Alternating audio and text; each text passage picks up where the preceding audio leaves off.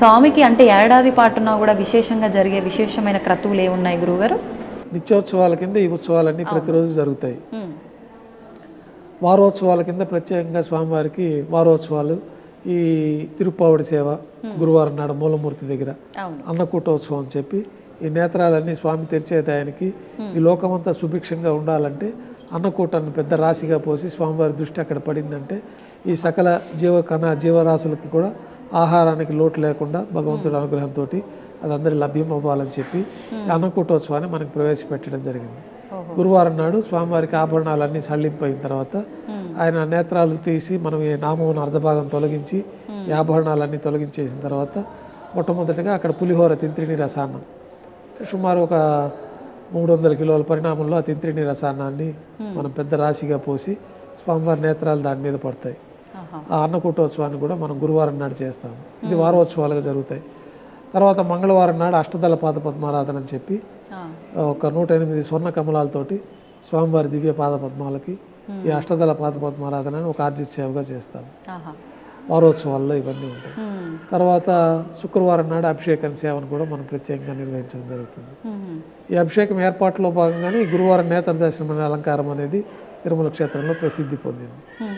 శుక్రవారం అభిషేకం ఆభరణాలన్నీ తీయాలి కాబట్టి శుక్రవారం నాడు తీసే సమయం ఉండదు కాబట్టి గురువారం నాడు ఉదయం ఈ ఆభరణాలన్నీ తీయడము, ఈ నేత్ర దర్శనం అలంకారం చేయడము, ఆ రోజు సాయంత్రం విశేషంగా ఈ ఆభరణాలకు ఒక బరువు వల్ల స్వామివారి శరీరం తాపం లేకుండా ఈ పూలంగి సేవను కూడా ప్రత్యేకంగా మనం పూలతోటే స్వామివారి స్వరూపం అంతా పూలంగి సేవగా నిర్వహించడం, ఆ రోజు రాత్రితోటి ఈ పూలంగి సేవ సల్లింపు చేసేయడం, తెల్లవారి కైంకర్యాలు పూర్తి అయిన తర్వాత స్వామివారికి ఉండే వస్త్రము ఉత్తరీయాన్ని కూడా పూర్తిగా తొలగించడము, స్వామివారి సహజమైన స్వరూపానికి ప్రత్యేకంగా పురుగు తైలంతో దివ్యమంగళ స్వరూపం అంతా మర్దన చేయడము, ఒక తెల్లటి కౌపీనాన్ని స్వామివారికి అలంకరించి మొదట గోక్షీరంతో అభిషేకం ప్రారంభమవుతుంది.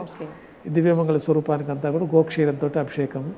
గోక్షీరంతో అభిషేకం పూర్తయిన తర్వాత ఈ గోక్షీరం యొక్క జిడ్డు ఉంటుంది, అదంతా పోగొట్టడానికి ఈ కుంకుమ పువ్వు, చందనము, పచ్చకర్పూరము, జాజికాయ, జాపత్రి మొదలైన పవిత్రమైన ద్రవ్యాలతోటి ఒక లేపనాన్ని తయారు చేస్తారు. ఆ లేపనాన్ని స్వామివారి దివ్యమంగళ స్వరూపం అంతా కూడా మర్దన చేయడం జరుగుతుంది. అదే మనకి అభిషేక తీర్థంగా కూడా దాన్ని పట్టుకొని అభిషేక తీర్థంగా ఎక్కువ కాలం నిల్వ ఉంటుంది. ఆ అభిషేకం పూర్తయిన తర్వాత వక్షస్థలంలో అమ్మవారికి ప్రత్యేకంగా పసుపు నీటితోటి అభిషేకం జరుగుతుంది. తర్వాత ఈ యొక్క పసుపు నీటి ఇదంతా కూడా పోవడానికి శుద్ధ జలంతో అభిషేకం పూర్తవుతుంది. అభిషేకం పూర్తయిన తర్వాత స్వామివారికి నిజపాద దర్శనం అనే ఒక ప్రత్యేకమైన దర్శనం కూడా దర్శించుకోవచ్చు. స్వామివారికి ఒక శిరోవస్త్రం అలంకరించడం జరుగుతుంది. తర్వాత వక్షస్థలంలో వ్యూహలక్ష్మి అమ్మవారికి పచ్చకర్పూరంతో అలంకారం చేయడం జరుగుతుంది.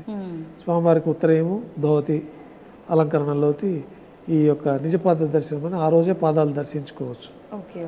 మిగిలిన సమయాల్లో అంతా శుక్రవారం నుంచి గురువారం ఏ వారమైనా కానీ స్వామివారి పాదాలకి కవచాలు ఏర్పాటు చేసి ఉంటుంది. బంగారు కవచాలు తులసి దళాలతో కప్పి ఉంచబడుతుంది. కాబట్టి మిగిలిన ఎప్పుడు మనం పాదాల దర్శనం కాదు. ఈ ఒక శుక్రవారం నాడే అభిషేకం తర్వాత ఈ నిజపాద దర్శనం చేసుకోవచ్చు. అది అభిషేకంకి పొందిన భక్తులు మాత్రమే ఆ యొక్క సేవా దర్శనం భాగ్యం ఉంటుంది. తర్వాత ఆభరణాలన్నీ అలంకరణ చేయడంతో శుక్రవారం మనం పూర్ణ అలంకరణలో స్వామిని దర్శించుకోవచ్చు. మళ్ళీ గురువారం వరకు స్వామి అట్లాగే దర్శనాన్ని ఇస్తారు. గురువారం నాడు నేత్ర దర్శనము, సాయంకాలం పూలంగి దర్శనము, శుక్రవారం నాడు నిజరూప దర్శనము. ఈ విధంగా మూలవర్లకి వారంగా జరిగే సేవలు ఉంటాయి. తర్వాత ఉత్సవర్లకి ప్రత్యేకంగా జ్యేష్ఠ మాసంలో జ్యేష్ఠాభిషేకం అని జూన్ జూలైలో జరుగుతుంది. జ్యేష్ఠాభిషేకం అని చెప్పి ప్రతి సంవత్సరం కవచాలు ఏర్పాటు చేయడం జరిగింది. ఈ మలయప్ప కోనలో లభించిన ఉత్సవమూర్తులు బ్రహ్మ ప్రతిష్ఠించిన ఉత్సవమూర్తులు. మనం అనాది నుంచి ఈ కామ్యోత్సవాల కోసం ప్రతి సోమవారం నాడు విశేష పూజ అని వారం అభిషేకాలు జరిగేది. తర్వాత ప్రతి బుధవారం నాడు సహస్ర కలశ అభిషేకం అని అభిషేకాలు జరిగేది. ప్రతిరోజు గతంలో వసంతోత్సవం అని చెప్పి ఈ ఆర్జిత బ్రహ్మోత్సవం పూర్తి అయిన తర్వాత భక్తులు కామ్యోత్సవంగా వసంతోత్సవం అని చెప్పి స్వామివారికి అభిషేకం జరిగేది. దాదాపు 450-500 అభిషేకాలు జరుగుతూ ఉండేది సంవత్సరంలో ఉత్సవమూర్తులకి. అది భక్తుల కామ్యోత్సవం కోసమని ఏర్పాటు చేసింది. ఒకప్పుడు అంటే ఒక 2000 సంవత్సరానికి ముందు వరకు. తర్వాత ఒక 5-6 ఏళ్ల నుంచి మనము ఇవన్నీ చేసిన దానివల్ల స్వామివారి మలయప్ప స్వరూపం అంతా కూడా అరిగిపోయింది. దీనికి ముందే 80వ దశకంలోనే పెద్దవాళ్ళు ఈ అరుగుదలను గుర్తించి పైనుంచి స్వరూపానికి అభిషేకం చేసేవాళ్ళు గతంలో. ఈ అభిషేకం పైనుంచి చేయడం వల్ల అరుగుదల ఎక్కువైపోయి విగ్రహాలు బాగా క్షీణించిపోతున్నాయి. పైనుంచి అంటే అంటే శిరస్సు నుంచి శిరస్సు నుంచి. పాలు, ఈ కొబ్బరి నీళ్ళు, తర్వాత ఈ పసుపు చందనంతో అలంకారం చేయడము, తేనె అభిషేకము, ఇవన్నీ అయిపోయిన తర్వాత చింతపండుతోటి స్వామివారి ఆ పంచలోహ స్వరూపాన్ని మనం అంతా శుభ్రపరచడము. దీనివల్ల అరుగుదల బాగా ఎక్కువైపోయి ఓహో. ఈ యొక్క బ్రహ్మ ప్రతిష్ఠించిన మలయప్ప స్వామి వారు భవిష్యత్తు తరాలకు చూపించాలంటే అభిషేకాలు మార్పు చేయాలని అప్పట్లో వాళ్ళు పాదాల వరకే అభిషేకం పెట్టారు. ఆ పాదాల వరకే అభిషేకం పెట్టి ఈ స్వామివారి స్వరూపాన్ని ప్రతిరోజు మనం వేంచేపు చేసుకొని ఒక చోట నుంచి ఒక చోటికి ఉత్సవాలకు తీసుకెళ్లడము. దీంట్లో ఏమన్నా ఆ స్వరూపానికి భిన్నమయ్యే అవకాశాలు ఉంటాయి కాబట్టి దానికని ఒక కవచాలు ఏర్పాటు చేశారు. ఉత్సవాలకు పూర్తిగా ఉభయ దేవాలతో అమ్మవార్లకి స్వామివారికి ముందు వెనక ఒక బంగారు కవచాన్ని ఏర్పాటు చేసి ఈ పాదాలకు మట్టుకే అభిషేకం చేసేవాళ్ళు. తర్వాత ఆ పాదాల అభిషేకం చేయడం వల్ల కూడా పద్మపీఠం అంతా కూడా అరిగిపోయి పాదాలంతా కూడా జీర్ణమైపోయి కింద వరకే బాగా అరుగుదల ఎక్కువ కనపడతా ఉంది. దానిపైన ఈ అభిషేకాలు ఆపేస్తే మంచిదని చెప్పి ఈ అభిషేకాలన్నీ తీసి సంవత్సరోత్సవాలుగా ఒకసారి ప్రవేశపెట్టిన ఉత్సవాన్ని ఆపకూడదు కాబట్టి ఈ విశేష పూజ అనేది మాఘమాసంలో మాఘశుద్ధ పంచమికి విశేష పూజ. ఆ విశేష పూజ సంవత్సరానికి జరుగుతుంది. తర్వాత సహస్ర కలశాభిషేకము సంవత్సరంలో ఒకరోజు భోగ శ్రీనివాసమూర్తిని ప్రతిష్ఠించిన పర్వదినం రోజున ఈ భోగమూర్తికి సహస్ర కలశాభిషేకం జరుగుతుంది. అది ప్రతి బుధవారం జరిగేది ఈ యొక్క ఆర్జిత సేవలుగా. అయితే స్వామివారి రక్షణార్థమై దీన్ని తగ్గించి ఈ విధంగా దాన్ని సంవత్సరోత్సవాలుగా మార్పు చేయడం జరిగింది 2000 సంవత్సరం నుంచి. ఆ ప్రకారం ఇప్పుడు జరుగుతూ ఉంటుంది. జూలైలో జ్యేష్ఠాభిషేకం సందర్భంగా ఈ కవచాలన్నీ కూడా రిపేర్ చేసి ఒరిజినల్గా స్వరూపానికి అభిషేకం చేయడం 3 రోజుల పాటు. తర్వాత విశేషంగా ఈ కవచాలకు హోమాలు మంత్రయుక్తంగా శుద్ధి అయిపోయిన తర్వాత ఆ కవచాల సమర్పణ జరుగుతుంది 3వ రోజు. విశేషంగా అంటే సంవత్సరంలో ఆ 3 రోజుల పాటు తిథుల ప్రకారంగా గురుగారు జ్యేష్ఠ మాసంలో పౌర్ణమికి పూర్తయ్యే విధంగా జ్యేష్ఠ పౌర్ణమికి పూర్తయ్యే విధంగా 3 రోజుల పాటు ఈ జ్యేష్ఠాభిషేక మహోత్సవం. ఈ కవచాలన్నీ తీసేసి మలయప్ప స్వామి సహజ స్వరూపానికి అభిషేకం చేయడము. మొదటి రోజు రత్నాల కవచాలు పెట్టి ఊరేగింపు ఉత్సవం చేయడం జ్యేష్ఠాభిషేకంలో. 2వ రోజు ముత్యాల కవచాలు స్వామివారికి అలంకరించి ఊరేగింపు చేయడము. 3వ రోజున ఈ మంత్రయుక్తంగా ఈ జ్యేష్ఠాభిషేక స్వర్ణ కవచాలన్నీ తిరిగి సమర్పణ జరుగుతుంది. ఆ రోజు నుంచి ఇంకా మళ్ళా మరుసటి సంవత్సరం జ్యేష్ఠ మాసం వరకు స్వామివారి స్వర్ణ కవచాలతోటే ఉంటారు. అది జ్యేష్ఠ మాసంలో జరుగుతుంది. తర్వాత మే నెలలో పద్మావతి పండినోత్సవాలు అని చెప్పి వైశాఖ మాసంలో స్వామివారికి జరిగింది కళ్యాణం కాబట్టి ఈ గాంధర్వ వివాహం చేసుకున్నట్టుగా ఆ పరిణయ ఘట్టాలన్నీ కూడా స్ఫురించే విధంగా మనం లౌకికంగా ఒక పద్మావతి పరిణయ మహోత్సవం అని చెప్పి నారాయణగిరి ఉద్యానవనంలో 3 రోజుల పాటు విశేషంగా జరుగుతుంది. ఈ పద్మావతి పండినోత్సవాల్లో స్వామివారికి గాంధర్వ వివాహం కింద మాలా పరివర్తన చేయడము, పూబంతులు ఒకరిపైన ఒకరు విసిరేసుకోవడము, తర్వాత ఉభయ దేవేరుల్ని స్వామివారి చెంతకు చేర్చి ఆ ఉద్యానవనంలో స్వామివారికి వైభవంగా చతుర్వేద మంత్రాలు కీర్తనలతోటి స్వామివారిని స్తుతించుకోవడము. గాంధార వివాహం అంటే ఏంటి గురుగారు? అంటే పద్మావతి పండినము స్వామివారు ఈ మొట్టమొదటిగా నారాయణగిరి ఉద్యానవనంలో చూసినట్టు ఆ యొక్క ప్రతీకగా మనం ఆ ఉత్సవాలను 3 రోజుల పాటు వైభవంగా మొదటి రోజు ఏనుగు వాహనం పైన అక్కడికి చేరుకుంటారు. 2వ రోజు గరుడ వాహనం పైన చేరుకుంటారు. 3వ రోజు అందరూ చేరి పల్లకీలో తిరిగి వస్తారు ఆ ఉద్యానవనం నుంచి. ఇట్లా ఆ ఉత్సవాన్ని కూడా ఏర్పాటు చేయడం జరిగింది. ఇవన్నీ సంవత్సరోత్సవాల్లో భాగంగా ఈ ఉత్సవాలు జరుగుతాయి. పద్మావతి పండిన తర్వాత ఈ వేసవి కాలంలో స్వామివారికి తెప్పోత్సవాలు 3 రోజుల పాటు వైభవంగా నిర్వహిస్తారు. ఈ తెప్పోత్సవాల్లో కూడా మనకి గర్భాలయంలో ప్రతిరోజు 3 యుగమూర్తులకి ఆరాధన జరుగుతూ ఉంటుంది. ఈ పంచబేరాలు ధ్రువ, కౌతుక, ఉత్సవ, బలి, స్నపన బేరాలు, మూలమూర్తి, కౌతుకమూర్తి, భోగ శ్రీనివాసమూర్తి, మలయప్ప స్వామివారు ఉభయ దేవేరులతో ఉగ్ర శ్రీనివాసమూర్తి. సంవత్సరంలో ఒకరోజు కౌశిక ద్వాదశి సూర్యోదయ పూర్వం 4 తిరువీధుల ఉత్సవం జరుగుతుంది. గతంలో వారికి బ్రహ్మోత్సవాలు చేస్తే కొన్ని ఉపద్రవాలు ఏర్పడినాయని చెప్పి స్వామివారిని వేడుకుంటే ఈ మలయప్ప కోణంలో నా ఉత్సవమూర్తులు ఉన్నారు, వారికి ఉత్సవాలు నిర్వహణ చేయండి, ఈ సమస్యలన్నీ పోతాయని చెప్పినట్లు ఆ మలయప్ప కోణంలో దొరికిన ఉత్సవమూర్తులకే ఇప్పుడు ఉత్సవాలు జరుగుతూ ఉంటాయి. అయితే సంవత్సరంలో ఒక రోజున ఈ కౌశిక ద్వాదశి సూర్యోదయ పూర్వం మన ఉగ్ర శ్రీనివాసమూర్తికి ఉత్సవం జరుగుతుంది. అట్లాగే రాముల వారు కృష్ణస్వామి వారు కూడా మన గర్భాలయంలో దర్శించుకోవచ్చు. ప్రతి రోహిణి నక్షత్రం రోజున కృష్ణస్వామికి ఉత్సవం జరుగుతుంది. రాముల వారికి త్రేతాయుగమూర్తి రాముల వారు కాబట్టి రాముల వారు కూడా పునర్వసు నక్షత్రం రోజున ఉత్సవము. ప్రత్యేకంగా ఈ హనుమ జయంతి, శ్రీరామనవమి పర్వదినాలలో రాముల వారికి విశేషంగా తిరువీధి ఉత్సవము, ఈ ఉత్సవాలన్నీ కూడా జరుగుతూ ఉంటాయి. కృష్ణస్వామి వారికి రోహిణి నక్షత్రం రోజున, తర్వాత గోకులాష్టమికి ఈ ప్రత్యేకమైన పర్వదినాలు అట్లాంటప్పుడు స్వామివారికి కృష్ణస్వామికి విశేషంగా ఉత్సవాలు అభిషేకాలు కూడా నిర్వహిస్తూ ఉంటారు. శ్రావణాల పౌర్ణమి ఆ రోజున కృష్ణస్వామి వారు ఊరేగింపుగా వరాజస్వామి పుష్కరిణికి వస్తారు. అక్కడ యజ్ఞోపవితం జంధ్యాల పండుగలో యజ్ఞోపవితం కృష్ణస్వామి వారికి సమర్పించడం, ఇట్లాంటి ఉత్సవాలన్నీ కూడా కృష్ణస్వామి వారికి ద్వాపరయుగమూర్తి త్రేతాయుగమూర్తి రాముల వారికి కూడా ఉత్సవాలు జరుగుతాయి. ఈ తెప్పోత్సవాల్లో కూడా మొదటి రోజున రాముల వారికి ఉత్సవం జరుగుతుంది తెప్పలు, రెండో రోజున తెప్పల్లో కృష్ణస్వామి వారు వేంచేస్తారు, మూడో రోజు, నాలుగో రోజు, ఐదో రోజు మలయప్ప స్వామి వారికి తెప్పోత్సవాలు జరుగుతాయి. అనంతరం ప్రతి ఏటా పవిత్రోత్సవాలని ఆగమోక్తంగా ఈ ఉత్సవాలు జరుగుతాయి.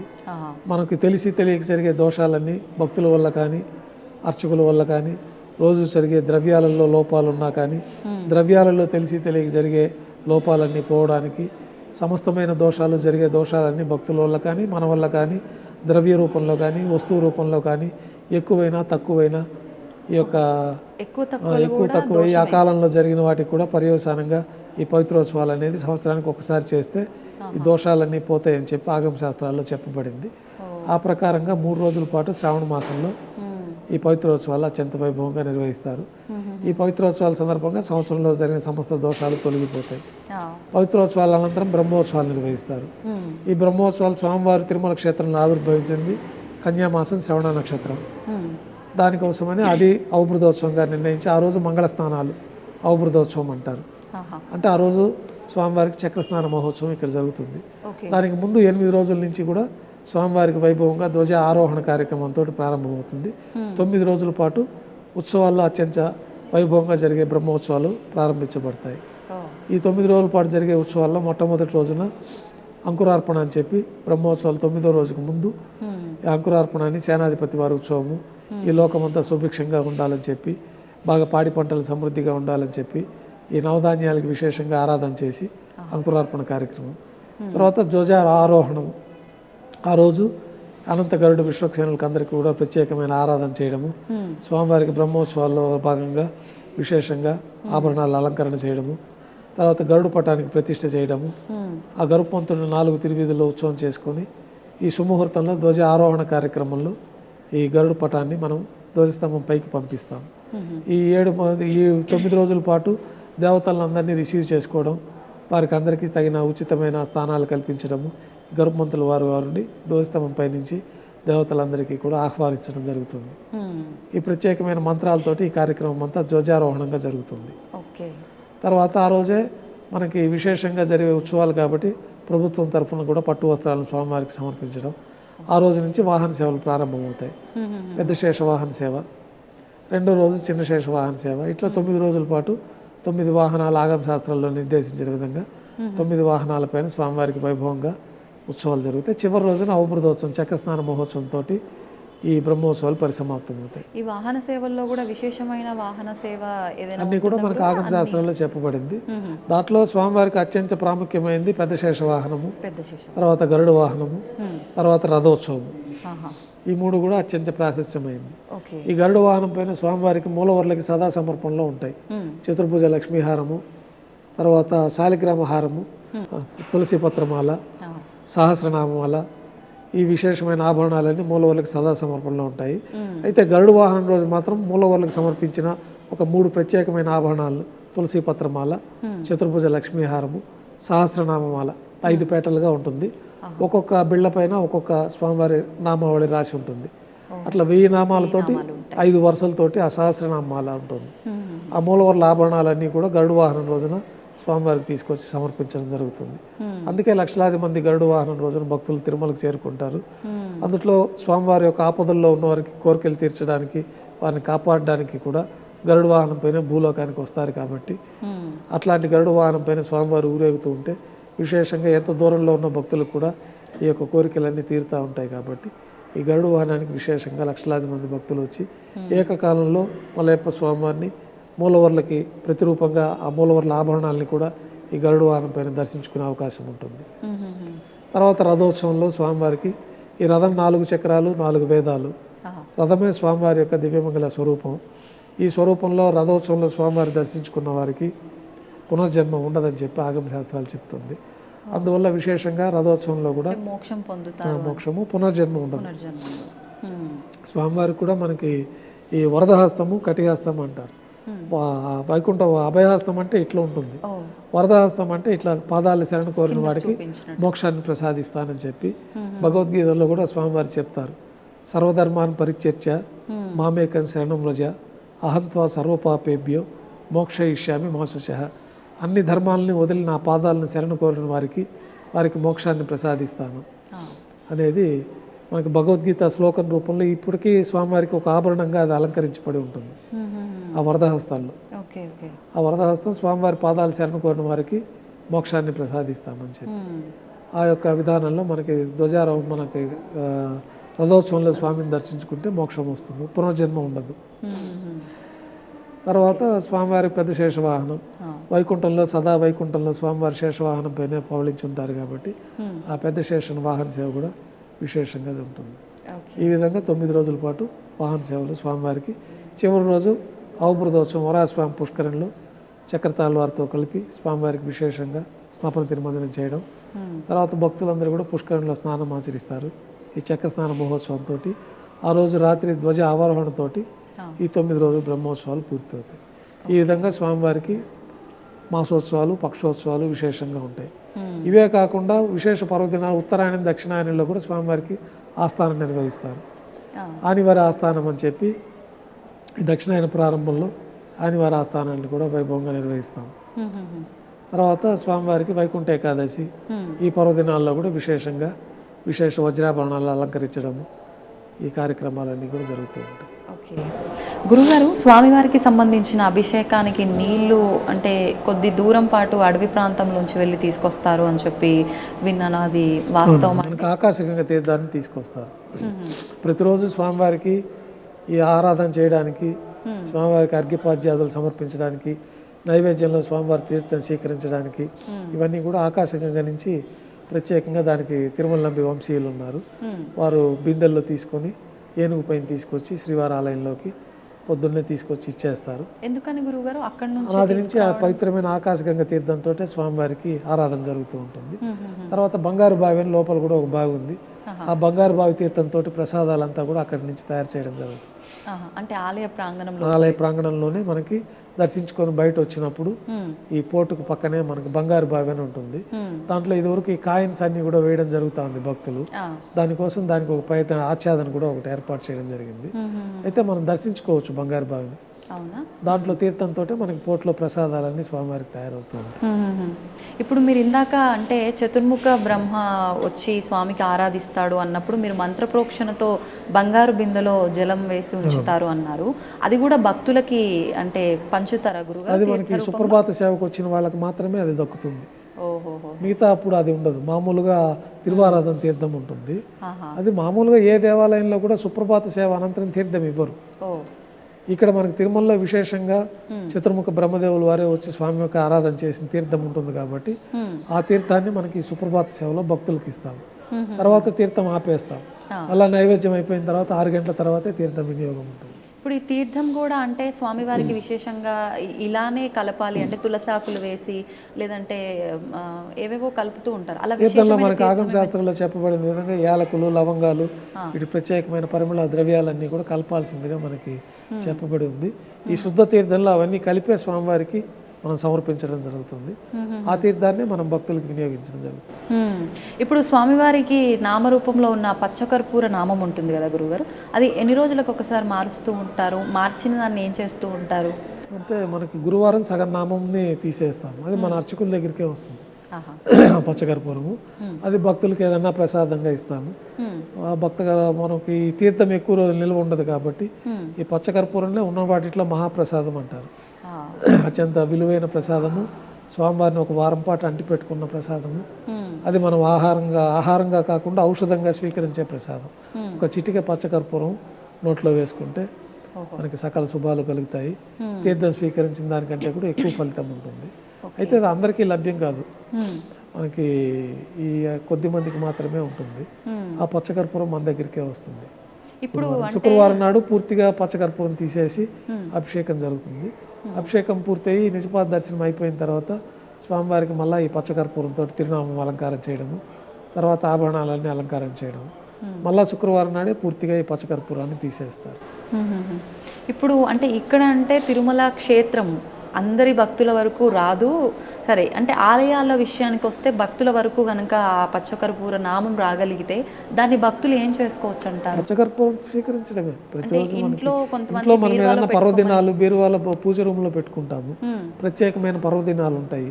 ఆ రోజున స్వామివారికి మనం ఇంట్లో ఆరాధన చేసుకొని దీపం వెలిగించి స్వామివారికి ఏదో నైవేద్యంగా పెడుతుంటాం. ప్రతిరోజు కూడా నైవేద్యం పెట్టేవాళ్ళు, ప్రతిరోజు గృహదేవతార్చన ఉన్నవాళ్ళు ఈ పచ్చకర్పూరాన్ని కొంచెం తీర్థంలో వేసుకొని స్వామివారికి నైవేద్యం అయిన తర్వాత ఆ తీర్థాన్ని స్వీకరించడం అనేది మంచి ఫలితాలు ఉంటాయి.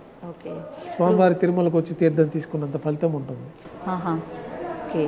అయితే ఇప్పుడు స్వామివారిని అంటే నామాలు ఆయనకు వెయ్యున్నా ఎవరికి తోచినట్టుగా వాళ్ళు పిలుచుకుంటారు స్వామిని ప్రేమతో.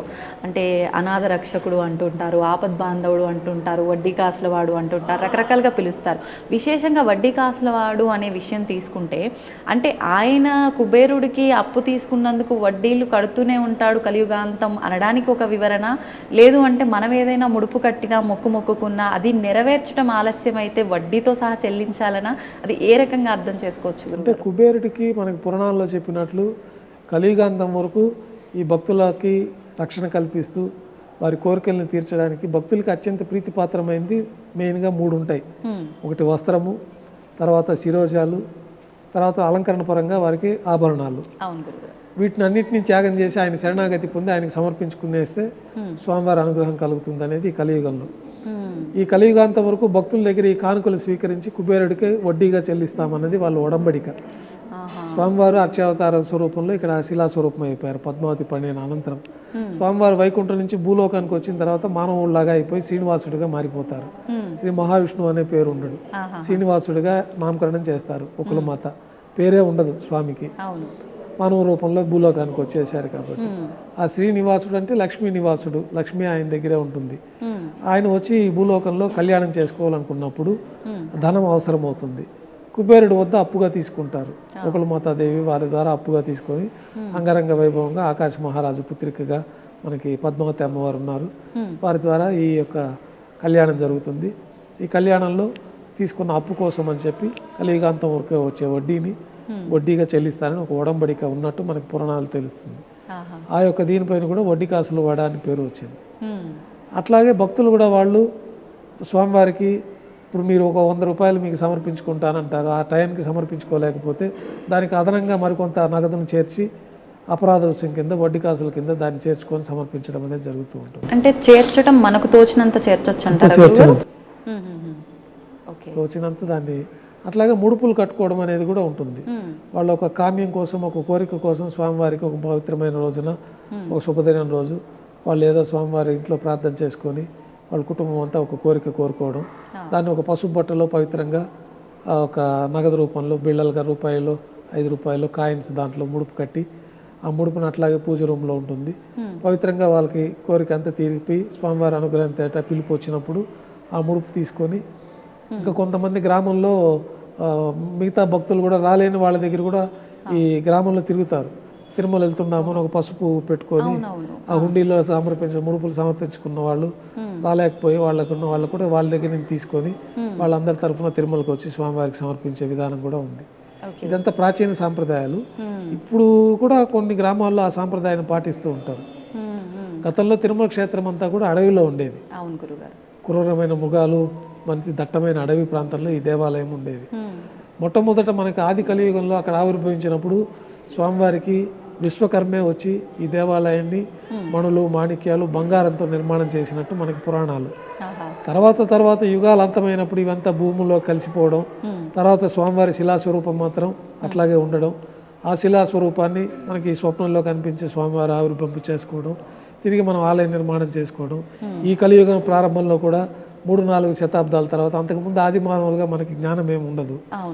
తర్వాత కొంతకాలం జరిగినాక మనం మానవ స్వరూపం పూర్తిగా రావడము, తర్వాత యోగ దృష్టితోటి పెద్దల ద్వారా, ఋషుల ద్వారా, గురువుల ద్వారా మనకి కొన్ని విషయాలు, ఈ పంచాంగ విషయాలు వారికి యోగ దృష్టితో ఇవన్నీ గతంలో జరిగినవన్నీ వాళ్ళు తెలుసుకోవడము, వాళ్ళందరూ గ్రంథాల రూపంలో మనకు అందించడము, మనం దాన్ని పరిశీలించి ఇవి పాత జరిగిన విషయాలని మనం తెలుసుకోవడం జరుగుతుంది.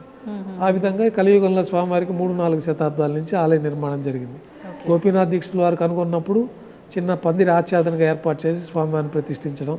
తర్వాత రాజులకంతా స్వప్నంలో కనపడడం, వారికి కోరికలు తీరిన తర్వాత ఇక్కడ వచ్చి దర్శించుకోవడం, దేవాలయం నిర్మాణం చేయించడం, తర్వాత భక్తులందరూ కూడా ఆభరణాలు చేయించడం, ఇవన్నీ దశల వారీగా వచ్చి ఇప్పుడు మనం 14వ శతాబ్దం వరకు జరిగిన నిర్మాణాన్ని మనం దర్శించుకుంటూ ఉన్నాం. 14వ శతాబ్దం తర్వాత ఈ 4 మాడ వీధులంతా కూడా విస్తరణ అయింది లేటెస్ట్గా. దానికి ముందు ఈ చుట్టుపక్కలంతా కూడా నివాస గృహాలు ఉండేవి. ఆ నివాస గృహాలన్నీ కూడా భక్తుల కోసం అని చెప్పి వారందరికీ దూరంగా బాలాజీ నగర్లో ఇవ్వడము, ఇక్కడంతా కూడా విశాలంగా ఏర్పాటు చేసి బ్రహ్మోత్సవాల్లో మిగతా సమయాల్లో భక్తులందరూ కూడా 4 వీధుల్లో ఉత్సవం తిలకించే విధంగా ఏర్పాట్లన్నీ అవన్నీ కూడా మనకి రూపాంతరం చెంది ఇప్పుడు ఇట్లా మనం దర్శించుకుంటూ ఉన్నాం తిరుమల ఆలయంలో. ఇప్పుడు ముడుపు విశేషం గురించి చెప్పారు గురుగారు. కొంతమంది భక్తులు వాళ్ళ కామ్యం ప్రకారం ముడుపు కట్టి కోరిక నెరవేరినప్పటికీ ముడుపుని ఆలస్యం గనక చేస్తే స్వామి శిక్షిస్తాడా? మాకే అంటే ఏదైనా ఇబ్బంది వచ్చిందంటే ముడుపు చెల్లించడం మేము ఆలస్యం చేశాము, స్వామి మాకు ఈ రకంగా ఇబ్బంది కలిగించాడు అని చెప్పి భావిస్తూ ఉంటారు. నిజంగా స్వామి అలా ఇబ్బంది పెడుతుంటాడా? ఇబ్బంది పెట్టరు, వారికే అనిపిస్తుంది. మనకి ముడుపు చెల్లించడం అనుకున్నాము మనము, ఇది లేట్ అయింది కాబట్టి స్వామివారి మీద విశ్వాసం సన్నగిలినట్టే కదా. స్వామివారిని సదా శరణు కోరి నువ్వే దిక్కని మనము ముడుపు కట్టిన తర్వాత అది నెరవేర్చుకోవాలి. నెరవేర్చుకునే అవకాశం వాళ్ళకి కలగనప్పుడు దానికి మళ్ళీ కొంత అదనంగా వేసుకొని వాళ్ళు తిరుమలకు వచ్చి స్వామివారికి ముడుపులు నెరవేర్చుకొని వారికి పరిపూర్ణమైన శుభాలు పొందుతూ ఉంటారు.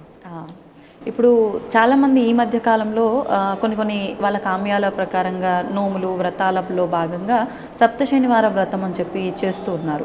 నిజంగా ఇది స్వామివారి విశేషంగా ఉందా ఈ వ్రతం అనేది? అంటే ఇది భక్తుల విశ్వాసంతో ఆచరించడమే.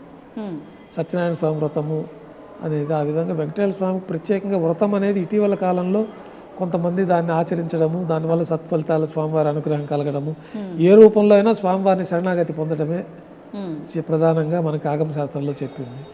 ఆ శరణాగతి రకరకాల రూపాల్లో స్వామివారిని సేవించుకుంటూ ఉంటారు. ఇట్లాగైతే ఈ వ్రతాన్ని ఒకటి ఏర్పాటు చేసిన దానివల్ల నియమనిష్టలతోటి మామూలు రోజుల కంటే ఇంకా భక్తి శ్రద్ధలతోటి ఆ యొక్క దీక్ష తీసుకొని వాళ్ళు సప్త శనివారాలను కొంతమంది మండలం రోజు స్వామివారిని ఆరాధించుకుంటూ గోవిందమాలను వేసుకునే ఇది కూడా ఇటీవల ప్రారంభమైంది. గోవిందమాల కూడా వేసుకుని వైకుంఠ ఏకాదశికి పూర్తయ్యే విధంగా కొంతమంది భక్తులు తమిళనాడు ఆ ప్రాంతాల్లో అంతా కూడా తిరుమల శనివారాలు అని చెప్పి ఈ శ్రవణ మాసంలో ఈ తిరుమల శనివారాల్లో స్వామివారు ఇక్కడ ఆవిర్భవించారు కాబట్టి ఆ మాసానికే ప్రత్యేకంగా తిరుమల శనివారాలు అని చెప్పి వాళ్ళు ఆ 4 శనివారాలు లక్షలాది మంది భక్తులు తమిళనాడు నుంచి నడుచుకొని వస్తారు. పసుపు బట్టలు ధరించి చెప్పులు లేకుండా 100 కిలోమీటర్ల నడక మార్గంలో వచ్చి స్వామివారిని దర్శించుకుంటారు. అట్లాగే గోవిందమాల వేసుకొని కొంతమంది ఆ రకంగా భక్తులు శ్రద్ధాభక్తులతో స్వామివారిని శరణాగతి పొందుతారు. ఈ తిరుమల శనివారాలు అని చెప్పి ఇటీవల కాలంలో ఈ యొక్క విధానంలో కూడా స్వామివారి అనుగ్రహాన్ని పొందుతూ ఉన్నారు. తిరుమల శనివారాలు ఇటీవల వచ్చింది. అది మిగతా వ్రతాలు అన్ని విధంగానే ఈ వారం రోజులు ప్రతి శనివారము భక్తి శ్రద్ధలతో పిండి దీపాలు వెలిగించుకోవడము, గోవిందనామాలు అష్టోత్తర శతనామావళితో అర్చన చేసుకోవడము, ఇవన్నీ లేని వాళ్ళు కూడా ఆ గోవిందనామావళి ఉన్నది కదా శ్రీనివాస గోవింద అని, ఆ గోవిందనామాలతోటి స్వామివారిని స్మరించుకోవడము, వాళ్ళు పుష్పంతో ఆరాధన చేసుకోవడము, తర్వాత పండు నైవేద్యంగా పెట్టడం, ఇంకా కొంత భక్తి శ్రద్ధలతో చేసేవాళ్ళు విశేషంగా అన్నప్రసాదాలు కూడా తయారు చేసి స్వామివారికి నైవేద్యంగా సమర్పించుకోవడం.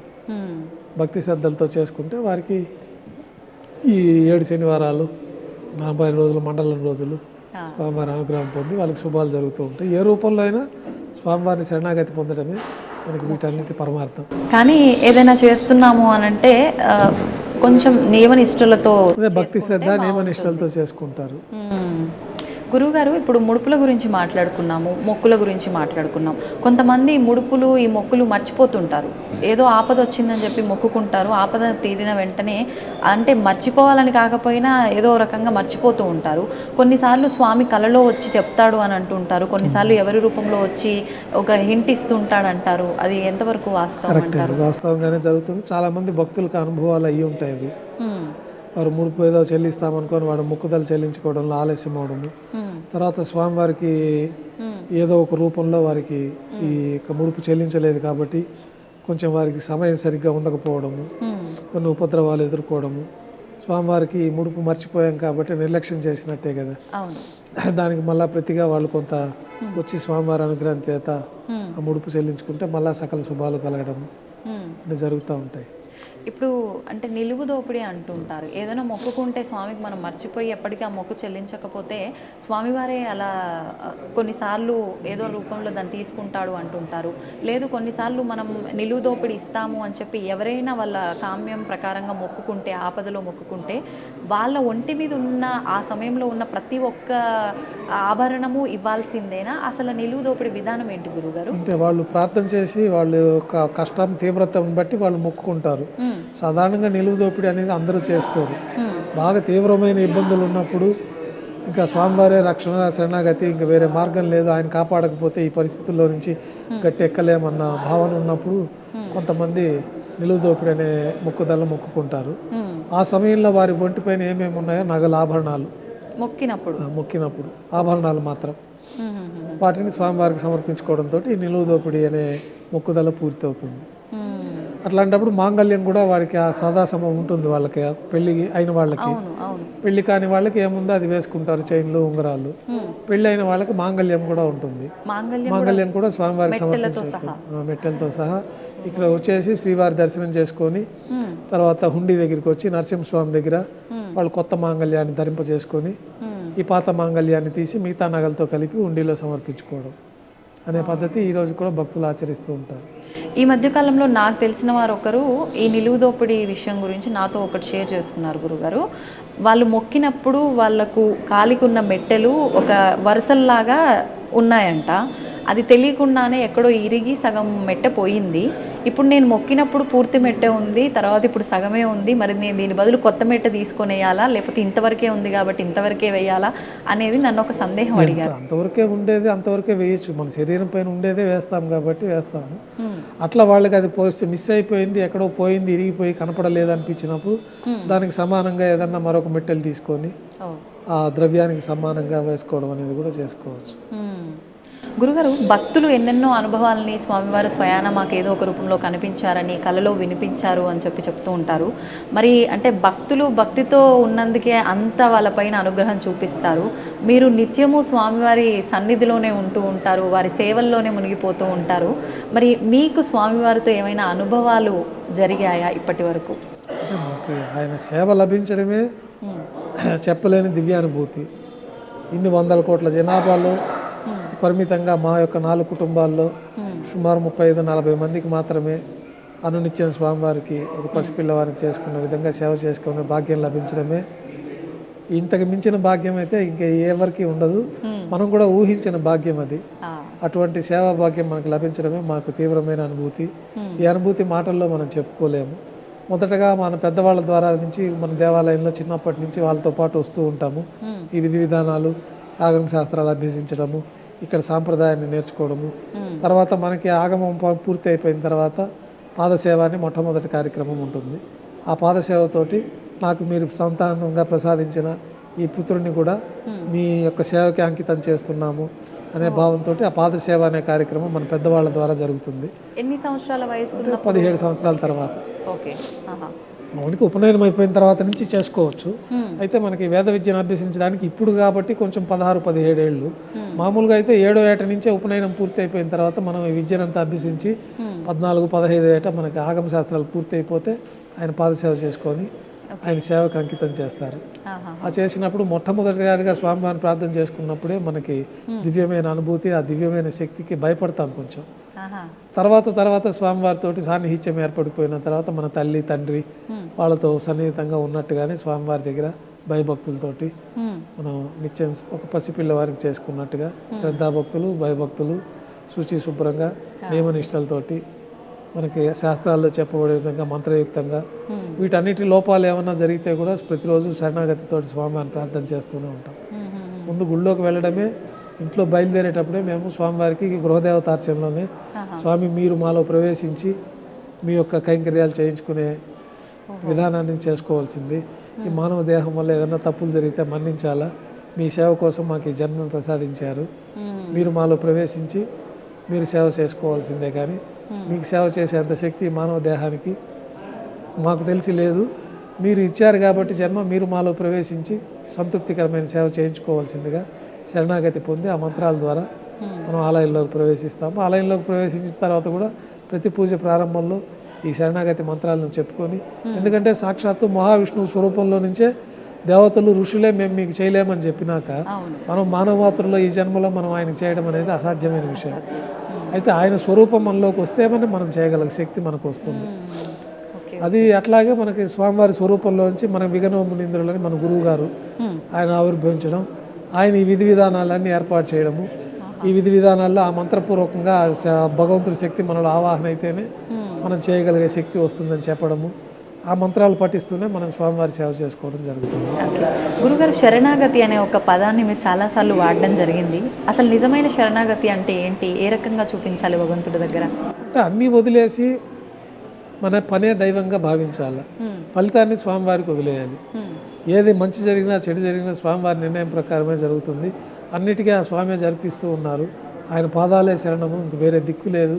ఏమన్నా మీరే మమ్మల్ని ఏదన్నా ఈ జీవితాన్ని కడతేర్చి మోక్ష మార్గం, చివరికి కావాల్సింది ప్రతి ఒక్కరికి మోక్షము. ఈ దానికి సంబంధించి మానవ జీవితంలో కొన్ని బాధ్యతలు ఉంటాయి, కొన్ని ఆశలు ఉంటాయి, కొన్ని ఇవన్నీ నెరవేర్చాల్సిందిగా స్వామివారిని శరణాగతి పొందుతూ ఉంటారు.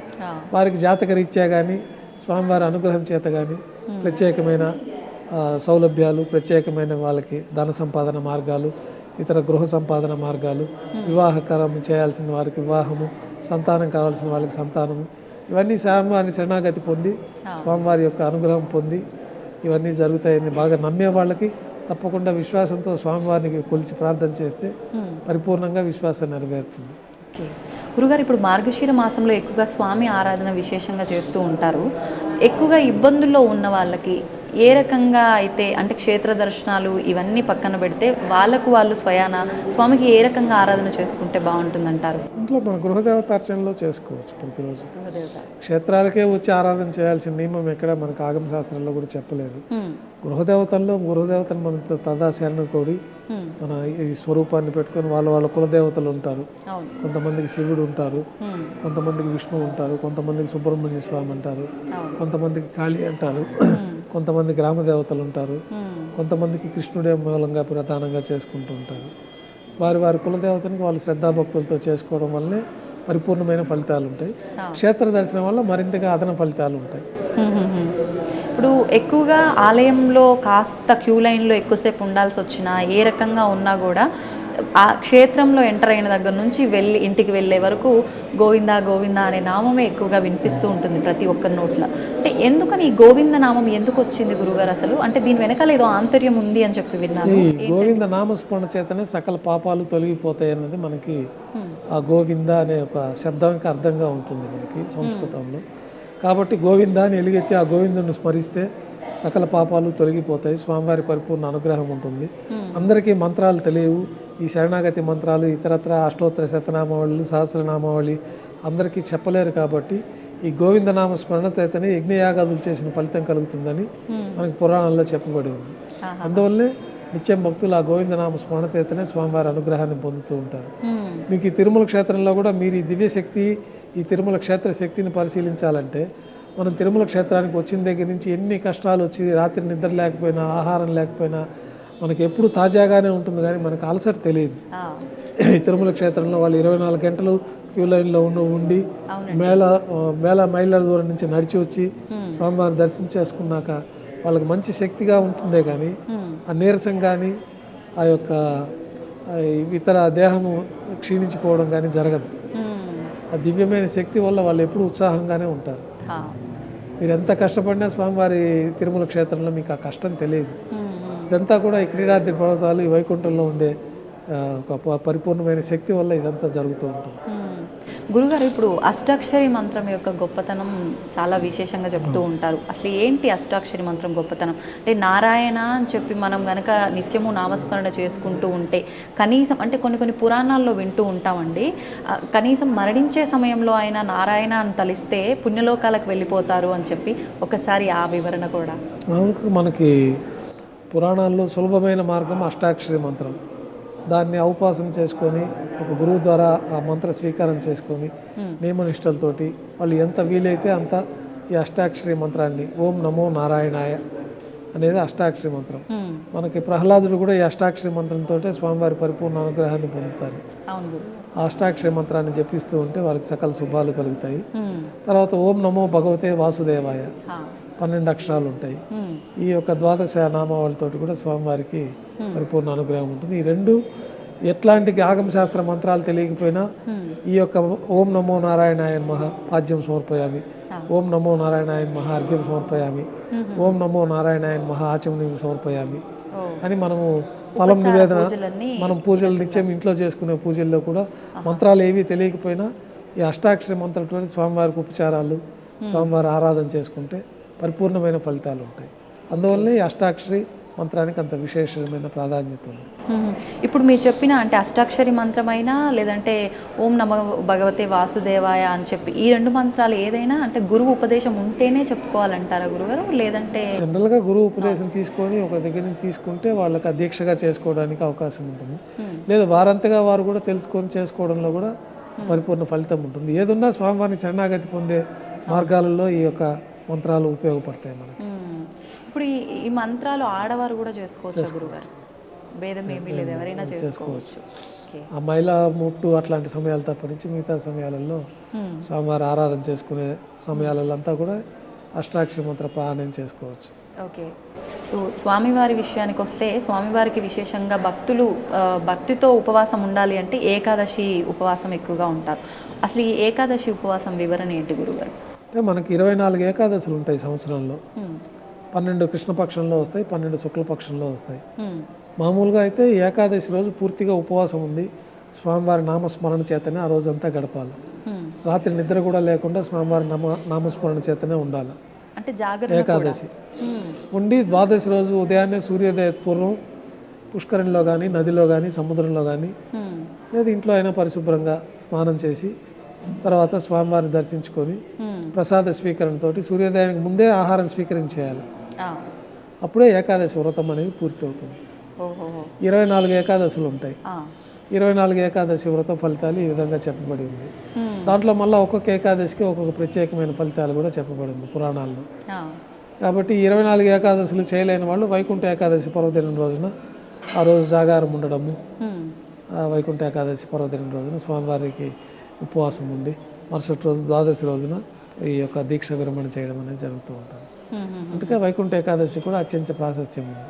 మిగతా ఏకాదశుల్లో ఉండలేని వాళ్ళు కూడా ఈ వైకుంఠ ఏకాదశి రోజున స్వామివారిని దర్శించుకొని ద్వాదశి పర్వదినం రోజున కూడా దర్శించుకోవడము, నామస్మరణ ఇవన్నీ ఎక్కువ మనం ఇంట్లో అంత నియమ నిష్టలతో చేయలేం కాబట్టి ఏకాదశి రోజు స్వామివారిని దర్శనం చేసుకొని ద్వాదశి రోజున దీక్ష విరమణ చేయడం అనేది చేసుకుంటూ ఉంటారు.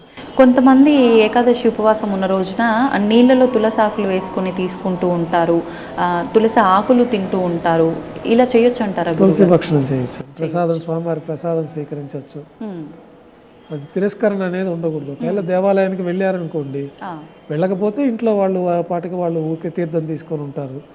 తులసి తీర్థమే తీసుకోవాలని ఏం లేదు, వాళ్ళు ఆరాధన చేస్తారు కాబట్టి ఇంట్లో ఆరాధన తీర్థంగా తీసుకుంటారు. స్వామివారి ప్రసాదం తిరస్కరణ అనేది ఉండకూడదు, అది తీసుకోవాల్సిందే. మేము ఏకాదశి ఉపవాసం ఉన్నాం, మేము ప్రసాదం తీసుకోవడం అంటే గుడికి వచ్చి తీసుకోకపోతే అది కూడా దోషం అవుతుంది.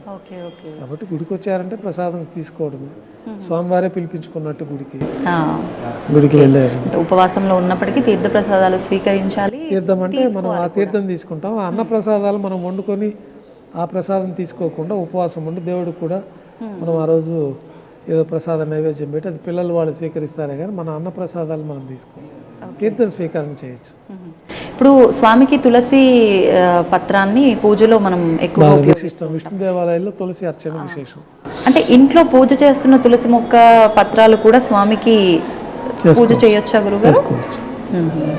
ఏం పర్వాలేదు అంటే చాలా మంది పూజ చేస్తున్నాం కాబట్టి ఆ చెట్టువి పత్రాలు తెంపకూడదు, స్వామికి పూజ చేయకూడదు అంటుంటారు. దొరకనప్పుడు మనం ఇంట్లో తులసి, అందుకే ఇంట్లో తులసి మొక్క పెట్టుకొని ఆరాధన చేసుకుంటూ ఇప్పుడు తులసి లభ్యం కానప్పుడు ఆ తులసి దళం తీసుకొని శుద్ధి కావడానికే తులసి, ఆ తులసి వేస్తే స్వామివారు దేనికి లొంగరు, ఒక తులసి పత్రానికి లొంగిపోతారు. మనకి కృష్ణ అవతారంలో మనకు తులాభారంలో తెలుస్తుంది. బంగారు ఆభరణాలు ఎన్ని వేసినా స్వామివారు లొంగరు, ఒక తులసి దళం వేస్తే స్వామివారు ఆ బరువుకు లొంగిపోతారు. అంత ప్రాశస్త్యం విష్ణు దేవాలయాల్లో తులసికి ఉన్నది కాబట్టి మనం ప్రతి ఒక్క పదార్థాన్ని తులసి వేయంగానే ఆ తులసి శుద్ధితో శుద్ధి అయిపోతుంది, అత్యంత పవిత్రమైపోతుంది. మేము కూడా ప్రసాదాలు నైవేద్యం పెట్టేటప్పుడు మంత్రయుక్తంగా ఆ పదార్థాలపైన తులసితోటి ప్రోక్షణ చేసి తులసి పత్రాన్ని అందులో వేసి తర్వాతనే స్వామివారికి నైవేద్యంగా సమర్పిస్తాం. అంటే దీన్ని బట్టి ప్రతి ఒక్కరూ అర్థం చేసుకోవాల్సింది స్వామికి ఆడంబరాలు కాదు, భక్తి ప్రాధాన్యము అని. భక్తే స్వామి ముక్తికి మార్గం భక్తే. గురుగారు, భగవంతుణ్ణి అంటే భక్తితో నమస్కరిస్తాము, ఓకే, అంటే మనసులో స్మరించుకునే వాళ్ళు కొంతమంది ఉంటారు, రకరకాలుగా నామరూపంలో ఏదో. అసలు ఫస్ట్ భగవంతుడి ముందు నమస్కరించేటప్పుడు రెండు చేతులు మనకు అంటే ఏ పొజిషన్లో ఉంటే కరెక్ట్ నమస్కారం కిందకు వస్తుంది? అంటే హృదయం పొజిషన్లో ఉన్నప్పుడు ఒక నమస్కారం ఉంటుంది, శరణాగతి పొందినప్పుడు చేతులు పైకెత్తి నువ్వే దిక్కు స్వామి అని, ఆపదల ముక్కుడు అనాథరక్షక గోవింద అనే స్మరణ చేసి మొత్తం పైకి లేపేసి ఆ శరణాగతితోటి ఆ నమస్కారం చేసుకోవడం, హృదయపూర్వకంగా నమస్కారం చేసుకోవడం, హృదయాల నుంచి హృదయం దగ్గరకు ఉంటుంది. సంతోషం గురుగారు, నిజంగా ఎంత ఆనందంగా ఉందంటే అసలు మాటల్లో వివరించలేను, నా కళ్ళల్లో మీకు అర్థం అవుతుందని అనుకుంటున్నాను. అంటే స్వామివారి గురించిన విశేషాలు, స్వామివారి సేవలో ప్రధాన అర్చకులుగా ఉన్న మీ మాటల రూపంలో నేను స్వామివారి గురించి విషయాలన్నీ తెలుసుకున్నందుకు నిజంగా నా జన్మ ధన్యమైపోయిందని అనిపిస్తోంది. సంతోషం గురుగారు, ధన్యవాదాలు, చక్కగా వివరించారు విషయాలన్నీ కూడా. అంతా కూడా స్వామివారు ఈ విధంగా భక్తులందరికీ మీ ద్వారా చెప్పించాలంటే నేను ఆయన ఆజ్ఞ లేనిగా మనం ఏమీ చెప్పే అవకాశం ఉండదు, మనం ఇట్లా కలిసే అవకాశం కూడా ఉండదు. భగవంతుడే భక్తులందరికీ ఈ రూపేణ మంచి విషయాలు తెలియచెప్పాలనుకుంటున్నారు కాబట్టి ఈ యొక్క కార్యక్రమం ఏర్పాటు చేయడం జరిగింది. భక్తులందరూ కూడా స్వామివారిని సదా ప్రార్థిస్తూ స్వామివారి పరిపూర్ణ అనుగ్రహం చేత సకల శుభాలు పొంది శ్రీవారి ఆశీస్సులు ఎల్లవేళ భక్తులందరిపైన ఉండాలని చెప్పి సదా మేము కూడా శ్రీవారి ఆలయంలో ప్రార్థనలు పూజలు చేస్తూ ఉంటాము. లోకా సమస్త సుఖినో భవంతు. ధన్యవాదాలు గురుగారు. నమో వెంకటేశాయ. గోవింద.